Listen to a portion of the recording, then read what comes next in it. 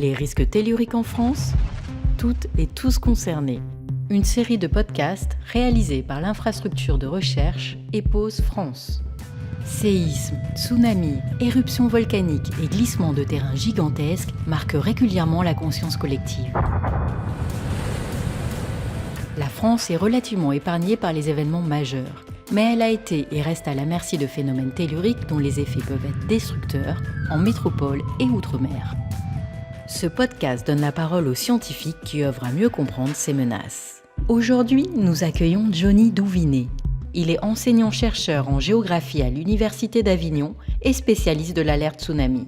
Il nous parle du risque, des scénarios potentiels et des conséquences possibles d'un tsunami en Méditerranée. Johnny, vous travaillez sur le risque tsunami au sein de l'UMR Espace. Quel est votre rôle ? Je travaille sur la question de l'alerte à la population et je mobilise différents outils, notamment ce qu'on appelle l'analyse spatiale, c'est-à-dire voir un peu comment l'alerte peut être diffusée à la fois dans l'espace et dans le temps par rapport à un événement qui survient. Donc on a la chance d'accompagner aujourd'hui les autorités aux côtés du dispositif FR Alert qui permet notamment l'envoi de notifications sur les téléphones portables des personnes situées dans la zone de danger. Et ça fait maintenant 3 ans et on a la chance de pouvoir contribuer à ce projet-là.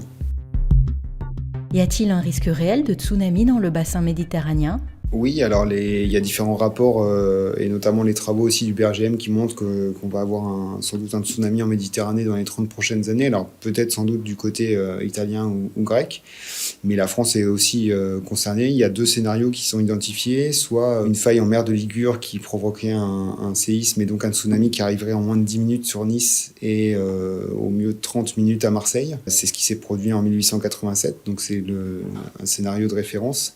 Et il y a un deuxième scénario qui est connu, c'est un séisme qui surviendrait sur la faille nord-algérienne et qui générerait potentiellement des tsunamis avec des hauteurs de submersion d'1 mètre à 2 mètres dans un délai d'1h20 à 1h30 sur l'ensemble du littoral méditerranéen français. Est-ce que les habitants et les autorités sont préparés à ce type d'événement ?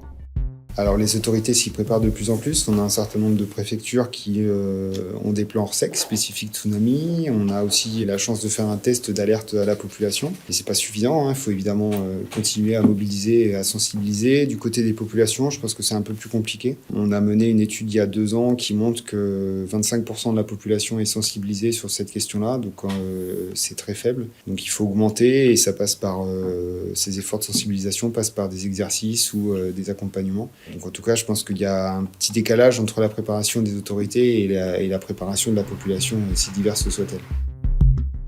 Le 19 janvier 2024, un test de simulation d'alerte tsunami auprès de 187 communes du littoral méditerranéen a eu lieu. Quelles ont été les conclusions ?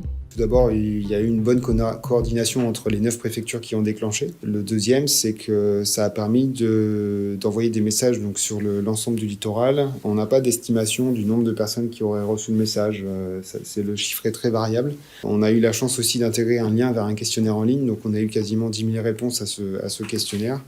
Et ça montre qu'en cas d'alerte, il est nécessaire d'envoyer un message avec des informations qui détaillent le lieu du séisme qui va générer le tsunami, quel est le délai de mise en sécurité qui peut être proposé.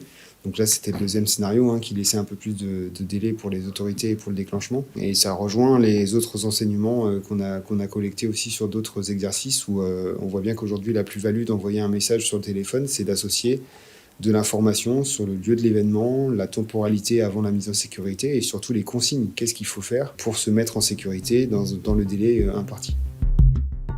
Quels sont les enjeux autour de la nouvelle plateforme FR Alert qui permet notamment d'envoyer des messages d'alerte sur les téléphones portables ?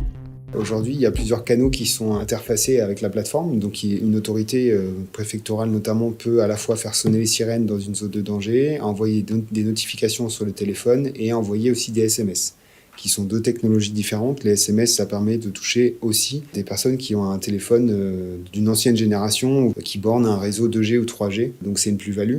Par contre, la contrainte du SMS, c'est que ça prend du temps et du délai d'acheminement, alors que les notifications, elles ne sont pas sensibles à la congestion. Donc, on peut envoyer une notification à plusieurs millions de personnes en 2 secondes, c'est très rapide.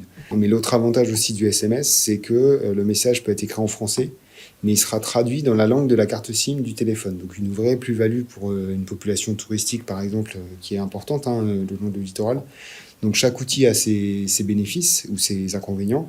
Actuellement, il y a ces 3 outils, donc notification, SMS et les sirènes qui sont interfacés.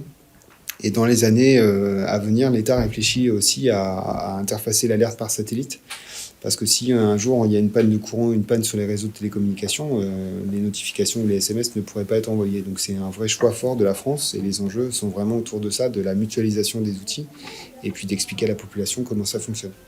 Merci Johnny. Quant à vous, chers auditeurs, rendez-vous sur notre site web observateur.fr pour d'autres épisodes de notre série consacrée aux risques telluriques en France.